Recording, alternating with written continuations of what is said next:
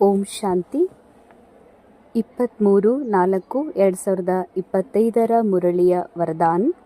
अशरीरीपन के इंजेक्शन द्वारा मन को कंट्रोल करने वाले ಏಕಾಗ್ರ ಚಿತ್ತ ಭವ। ಅಶರೀರೀಪನದ ಇಂಜೆಕ್ಷನ್ನ ಮೂಲಕ ಮನಸ್ಸನ್ನು ಕಂಟ್ರೋಲ್ ಮಾಡುವಂತಹ ಏಕಾಗ್ರ ಚಿತ್ತ ಆತ್ಮರು ಆಗ್ರಿ। ಅಶರೀರೀಪನದ ಇಂಜೆಕ್ಷನ್, ಅಶರೀರಿ ಅಂದ್ರೇನು? ನಾನು ಆತ್ಮ, ಬಾಬಾ ಕೊಟ್ಟಂಥ ನಾಲೇಜ್ನ ಬೆಳಕಿನ ಮೂಲಕ ನಾನು ಯಾರು ಎನ್ನುವ ಸತ್ಯದ ಅರಿವಿನೊಂದಿಗೆ ನನ್ನ ಮೂಲ ಸ್ಥಿತಿಗೆ ಮರಳೋದು, ಬಾಪ್ ಸಮಾನ ಅಶರೀರಿ ಅವಸ್ಥೆಯಲ್ಲಿ ತಲುಪೋದು, ದೇಹ ರಹಿತ, ದೇಹದ ಜಗತ್ತಿನಿಂದ ಮುಕ್ತ, ನನ್ನ ಮೂಲ ಊಂಚಾ ಅವಸ್ಥಾ ಯಾವುದು ಪರಮ ಅವಸ್ಥಾ ಇದೆ, ಅಶರೀರಿಪನ ನನ್ನ ಮೂಲ ಅನಾದಿ ಸ್ಥಿತಿ ಇದೆ, ಆ ಸ್ಥಿತಿಗೆ ತಲುಪೋದು।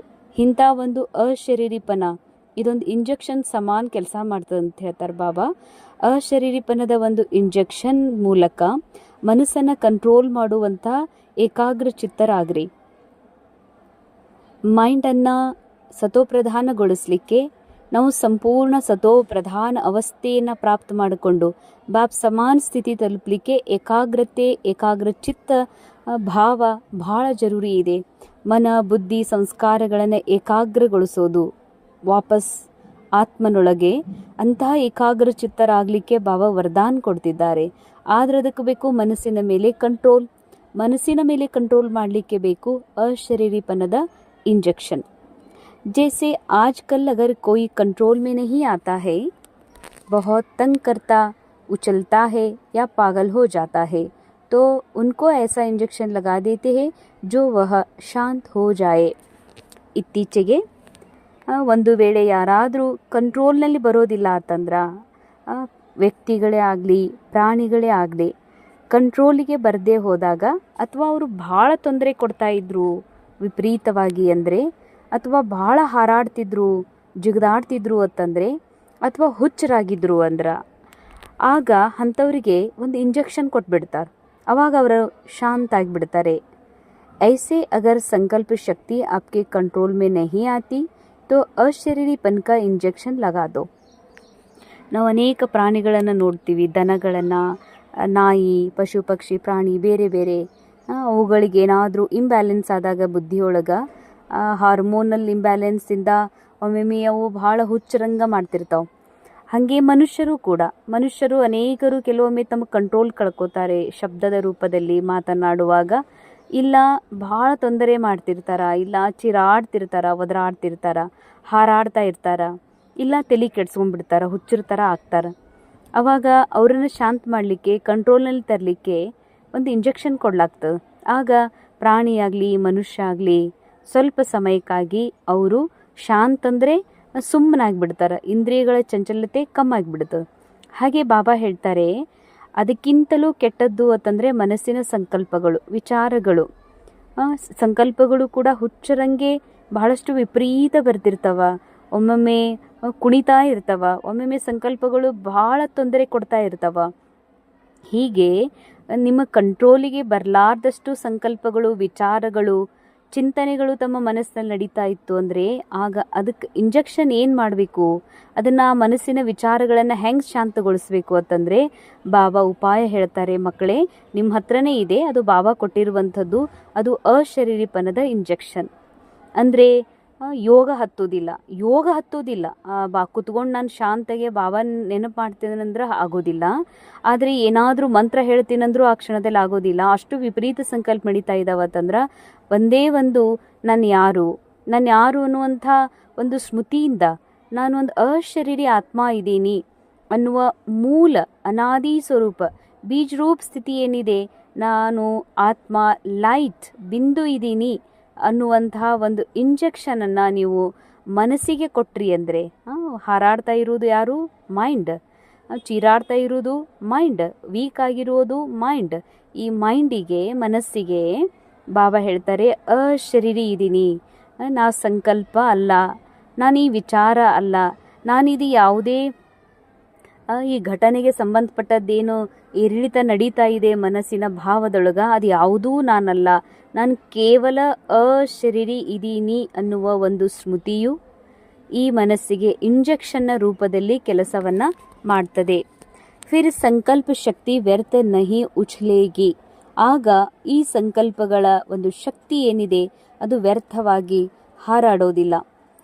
ಸಹಜ ಏಕಾಗ್ರ ಚಿತ್ ಹೋ ಜಾಯೇಗಿ. ಸಂಕಲ್ಪಗಳೆಲ್ಲವೂ ಕೂಡ ತನ್ನ ಮೂಲ ಸ್ಥಿತಿಗೆ ಏಕಾಗ್ರತೆಯೊಳಗೆ ಬರ್ತಾವೆ. ಏಕಾಗ್ರ ಆಗೋದು ಅಂದರೆ ಸಂಕಲ್ಪಗಳು ಆತ್ಮನ ಒಂದು ಕಂಟ್ರೋಲ್ನಲ್ಲಿ ಬರ್ತಾವೆ. ಆತ್ಮನ ಕಂಟ್ರೋಲ್ನಲ್ಲಿ ಬರೋದು ಅಂದರೆ ಆತ್ಮದ ಒಂದು ಸ್ವರೂಪದಲ್ಲಿ ಸ್ಥಿತ ಆಗೋದು, ಅಥವಾ ಆತ್ಮದ್ದೇನು ಗುಣಗಳದವ, ಆತ್ಮದ್ದೇನು ಸ್ವರೂಪ ಇದೆ, ಆತ್ಮನ ಏನು ಮಹಿಮೆಗಳಿವೆ ಅದನ್ನು ಮಾಡ್ಲಿಕ್ಕೆ ಶುರು ಮಾಡ್ತದೆ. ಆತ್ಮನ ಗುಣಗಳಾಗಿದೆ ಶಾಂತಿ, ಸಮಾಧಾನ, ಪವಿತ್ರತೆ, ಶಕ್ತಿ. ಆಗ ಮೈಂಡ್ ಇದನ್ನು ಸ್ವೀಕಾರ ಮಾಡ್ಲಿಕ್ಕೆ ಶುರು ಮಾಡ್ತದ, ನಾನು ಶಾಂತಿ ಇದ್ದೀನಿ, ನಾನು ಪವಿತ್ರ ಇದ್ದೀನಿ ಅಂತ. ಮತ್ತು ಆತ್ಮ ಏಕಾಗ್ರಚಿತ್ತ ಆಗೋದು, ಮೈಂಡ್ ಏಕಾಗ್ರಚಿತ್ತ ಆಗೋದು ಅಂತಂದರೆ ಆತ್ಮದ್ದೇನು ಮಹಿಮೆ ಇದೆಯಲ್ಲ, ಮಾಸ್ಟರ್ ಮುಕ್ತಿ ಜೀವನ್ ಮುಕ್ತಿ ದಾತ, ನಾನು ಸರ್ವರ ಮಾಸ್ಟರ್ ಕಲ್ಯಾಣಕಾರಿ ಇದ್ದೀನಿ ಅನ್ನುವಂತಹ ಮಹಿಮೆ, ಆ ಮಹಿಮೆಯೊಳಗೆ ಮೈಂಡ್ ಏಕಾಗ್ರ ಆಗಲಿಕ್ಕೆ ಶುರುವಾಗ್ತದೆ. ಲೇಕಿನ್ ಯದಿ ಬುದ್ಧಿ ಕಿ ಲಗಾಮ್ ಬಾಬಾ ಕೋ ದೇಕರ್ ಫಿರ್ ले लेते हो तो मन व्यर्थ की मेहनत में डाल देता है. ಬಾಬಾ ಅಂತಾರೆ, ಈ ಬುದ್ಧಿ ಮನಸ್ಸು ನಾವೇನು ಮಾಡೀವಿ, ಬಾಬಾಗೆ ಅರ್ಪಣೆ ಮಾಡೀವಿ. ಬುದ್ಧಿಯ ಲಗಾಮನ್ನು ಬಾಬಾ ಕೊಟ್ಟು ಮತ್ತೆ ಇಸ್ಕೊಳ್ತೀವಿ ಅಂತಂದ್ರೆ ಈ ಮನಸ್ಸು ಈ ರೀತಿ ಹಾರಾಡಲಿಕ್ಕೆ ಶುರುವಾಗ್ತದೆ, ಚೀರಾಡ್ಲಿಕ್ಕೆ ಶುರುವಾಗ್ತದೆ, ಹೊಯ್ದಾಡ್ಲಿಕ್ಕೆ ಶುರುವಾಗ್ತದ, ಬಹಳಷ್ಟು ತಳಮಳದಲ್ಲಿ ಸಿಗಿಸಿಬಿಡ್ತದೆ. ಅದಕ್ಕೆ ಬಾಬಾ ಅಂತಾರ, ವ್ಯರ್ಥ ಕಿ ಮೆಹನತ್ ಸೆ ಚೂಟ್ ಜಾವು. ಒಮ್ಮೆ ಬಾಬಾಗೆ ಅರ್ಪಣೆ ಆದಮೇಲೆ ಅಂದರೆ ಬಾಬಾ ಇದು ಡ್ರಾಮಾ, ಈ ಡ್ರಾಮಾದೊಳಗಿನ ಸ್ಕ್ರಿಪ್ಟ್ ಏನಿದೆ ಅದರ ಅನುಸಾರ ಸಂಕಲ್ಪಗಳು ನಡೀತಾ ಇದ್ದಾವ. ಈ ಸಂಕಲ್ಪಗಳ ಜವಾಬ್ದಾರಿ ನಾ ಆತ್ಮ ಅಲ್ಲ, ನಾ ಆತ್ಮ ಅಂತೂ ಸಂಪೂರ್ಣ ಸತೋ ಗುಣಿ ಇದ್ದೀನಿ, ಸತೋ ಪ್ರಧಾನ್ ಇದ್ದೀನಿ. ಮನಸ್ಸಿನಲ್ಲಿ ನಡೆಯುವಂಥ ವಿಚಾರಕ್ಕೆ ಜವಾಬ್ದಾರ ನಾನಲ್ಲ ಬಾಬಾ, ಇದು ನಿಮ್ಮ ಸ್ಕ್ರಿಪ್ಟ್ನೊಳಗೆ ನೀವು ಕೊಟ್ಟಿದ್ದೀರಿ, ನಾನು ಅಲ್ವೇ ಅಂದಮೇಲೆ ನಾನು ಯಾಕೆ ಚಿಂತೆ ಮಾಡಲಿ, ಇದನ್ನು ನಾನು ನಿಮಗೆ ಅರ್ಪಿಸಿ ನಾನು ನಿಮ್ಮ ಸಮಾನ ನಿಮ್ಮ ಮಡಿಲೊಳಗೆ ಕುತ್ಕೊಳ್ತೀನಿ ಅಂತ ಯಾವಾಗ ನಾನು ಈ ಮನಸ್ಸನ್ನು ಬುದ್ಧಿಯನ್ನು ಬಾಬಾಗೆ ಅರ್ಪಣೆ ಮಾಡಿಬಿಡ್ತೀವಿ, ಆಗ ಬಾಬಾ ಹೇಳ್ತಾರ ಇವು ಸಂಕಲ್ಪಗಳು ಶಾಂತ ಆಗ್ತವ. ನೀವು ಬಾಬಾ ಕೊಟ್ಟು ವಾಪಸ್ ತೊಗೊಂಡ್ಬಿಡ್ತೀರಿ, ಅದಕ್ಕೆ ಇದು ಹೊಯ್ದಾಡ್ಲಿಕ್ಕೆ ಶುರುವಾಗ್ತದ ಸಂಕಲ್ಪಗಳು. ಅದಕ್ಕಾಗಿ ಈ ಒಂದು ಪರಿಶ್ರಮ ಇದೆಯಲ್ಲ, ಬಾಬಾ ಕೊಡೋದು, ಕೊಟ್ಟು ಮತ್ತೆ ಇಸ್ಕೊಂಡು ಬಿಡೋದು. ಇಸ್ಕೊಳ್ಳೋದು ಅಂದರೆ ಏನು? ಬಾಬಾ ಇದು ಎಲ್ಲ ಅಸತ್ಯ ಇದೆ, ಇದು ಡ್ರಾಮಾ ಇದೆ, ಈ ವಿಚಾರನೂ ನಾನಲ್ಲ, ನಾನಂತೂ ಸತೋಪ್ರಧಾನ ಆತ್ಮ ಇದ್ದೀನಿ ಅನ್ನುವಂಥದ್ದು ಒಂದ್ಸರಿ ಬಾಬಾಗೆ ಅರ್ಪಣೆ ಮಾಡೋದು. ಮತ್ತು ಈ ವಿಚಾರ ಸತ್ಯ, ನನ್ನೊಳಗೆ ಇಂಥ ವಿಚಾರ ಬರ್ತಾವಲ್ಲ ಅಂತ ಅಂದ್ಕೊಳ್ಳೋದು, ಅಥವಾ ಜನ ನನಗೆ ಹಿಂಗೆ ಅಂತಾರಲ್ಲ ಅಂತ ಅಂದ್ಕೊಳ್ಳೋದು, ಅಥವಾ ಇದೆಲ್ಲ ಏನು ನಡೀತಾ ಇದೆಯಪ್ಪ, ಇದು ಯಾಕೆ ಹಿಂಗೆ ಆಗ್ತದ ಅಂತೀನಂದ್ರೆ ಇದೆಲ್ಲ ರಿಯಲ್ ಅಂತ ಫೀಲ್ ಮಾಡ್ತೀನಿ. ರಿಯಲ್ ಅಂದ್ರೆ ನಾನು ವ್ಯಕ್ತಿ ಇದ್ದೀನಿ, ನಾನು ಶರೀರ ಇದ್ದೀನಿ, ಜಗತ್ತದ, ಇದೆಲ್ಲ ಹಿಂಗಾಗ್ತಾ ಇದೆಯಲ್ಲ, ಹಿಂಗೆ ಅಂತಾರಲ್ಲ, ಹಿಂಗೆ ಯಾಕೆ ನಡೀತಾ ಇದೆ ಅಂತಂತೀನಿ ಅಂತಂದ್ರೆ ಬಾಬಾ ಕೊಟ್ಟು ರಿಯಲ್ಲನ್ನು ರಿಯಲ್ ಅಂತ ಅನುಭವ ಮಾಡೋದಕ್ಕೇ ಬಾಬಾ ಹೇಳ್ತಾರ, ಈ ಒಂದು ಪರಿಶ್ರಮದಿಂದ ಮುಕ್ತಾಗ್ರಿ, ಬಾಬಾ ಕೊಟ್ಟು ವಾಪಸ್ ಇಸ್ಕೊಳ್ಬೇಡ್ರಿ. ಇಂಥ ಒಂದು ಪರಿಶ್ರಮದಿಂದ ಮುಕ್ತ ಆಗಬೇಕು ಅಂತಂದರೆ ಪದೇ ಪದೇ ಇದನ್ನು ತುರಂತ ಬಾಬಾರವರಿಗೆ ಅರ್ಪಣೆ ಮಾಡಿರಿ. ಇಂಥ ಒಂದು ಅಶರೀರಿಪನದ ಇಂಜೆಕ್ಷನ್ ನೀವು ಮನಸ್ಸಿಗೆ ಕೊಡ್ತಾ ಹೋದ್ರಿ ಅಂತಂದ್ರೆ ಅದು ಕಂಟ್ರೋಲ್ನಲ್ಲಿ ಬರ್ತದೆ. ಇಂದಿನ ಮುರಳಿಯ ಸ್ಲೋಗನ್, ಅಪ್ನೆ ಪೂರ್ವಜ ಸ್ವರೂಪ್ ಕೋ ಸ್ಮೃತಿ ಮೇ ರಖ್, ಸರ್ವ ಆತ್ಮಾओं पर रहम करो. ತಮ್ಮ ಪೂರ್ವಜ ಸ್ವರೂಪದ ಸ್ಮೃತಿಯಿಂದ ಆ ಸ್ಮೃತಿಯನ್ನು ಇಟ್ಕೊಂಡು ಸರ್ವ ಆತ್ಮಗಳ ಮೇಲೆ ದಯಾ ತೋರಿಸ್ರಿ. ಪೂರ್ವಜ ಸ್ವರೂಪ ಅಂದರೆ ನಾವು ಆತ್ಮ ಈ ಸೃಷ್ಟಿ ನಾಟಕದಲ್ಲಿ ಪರಂಧಾಮದಿಂದ ಮೊಟ್ಟ ಮೊದಲು ಈ ನಾಟಕದಲ್ಲಿ ರೋಲ್ ಪ್ಲೇ ಮಾಡ್ಲಿಕ್ಕೆ ಬಂದಿರುವಂತಹ ಆತ್ಮ. ಈ ನಾಟಕದಲ್ಲಿ ಮೊದಲು ಬಂದದ್ದಕ್ಕಾಗಿ ಬಾಬಾ ಹೇಳ್ತಾರೆ, ಪೂರ್ವದಲ್ಲಿ ಬಂದೀವಿ, ಅದಕ್ಕೆ ನೀವು ಪೂರ್ವಜ ಆತ್ಮ ಇದ್ದೀರಿ, ಹಿರಿಯ ಆತ್ಮ ಇದ್ದೀರಿ, ಮೊಟ್ಟ ಮೊದಲನೆಯ ಅತಿಶ್ರೇಷ್ಠ ಅನುಭವಿ ಆಲ್ರೌಂಡರ್ ಆತ್ಮ ಇದ್ದೀರಿ. ನೀವೇ ಮೊದಲಿಗರು ಈ ನಾಟಕದಲ್ಲಿ ಅಂದಮೇಲೆ ಈ ಪೂರ್ವಜ ಸ್ವರೂಪ ಸದಾ ನೆನಪಿರಲಿ ಅಂತಾರೆ ಬಾಬಾ. ನಾವು ಚಿಕ್ಕವರಲ್ಲ, ಭಲೇ ಶರೀರದಿಂದ ಈ ಸಮಯ ಅನುಸಾರ ಈ ಜೀವನದ ಈ ಜನ್ಮದೊಳಗೆ ಈ ಶರೀರ ಚಿಕ್ಕದಿರ್ಬೋದು, ಆದರೆ ಆತ್ಮ ಬಹಳ ಸಮಯದಿಂದ ಈ ನಾಟಕದಲ್ಲಿ ಮೊದಲು ಬಂದಿರುವಂಥದ್ದು, ಬಹಳಷ್ಟು ಅನುಭವ ಮಾಡಿರುವಂಥದ್ದಾಗಿದೆ. ಇಂಥ ಒಂದು ನಾ ಪೂರ್ವಜ ಆತ್ಮ ಇದ್ದೀನಿ, ಹಿರಿಯ ಆತ್ಮ ಇದ್ದೀನಿ ಅನ್ನೋದನ್ನು ನೆನ್ಪಿಟ್ಕೊಂಡ್ರಿ ಅಂತಂದರೆ ನೀವು ಎಲ್ಲ ಆತ್ಮಗಳ ಮೇಲೆ ದಯೆ ಮಾಡ್ತೀರಿ ಅಂತಾರೆ ಬಾಬಾ. ಆತ್ಮಗಳ ಮೇಲೆ ದಯ ಮಾಡೋದು ಅಂದರೆ ಈ ವಿಶ್ವ ನಾಟಕದಲ್ಲಿ ಯಾರೆಲ್ಲ ಆತ್ಮ ಈ ನಾಟಕದಲ್ಲಿ ಬಂದಿದ್ದಾರೆ ಅವರೆಲ್ಲರ ಸತೋ ಪ್ರಧಾನತೆಯನ್ನು ನಾನು ನೋಡೋದು.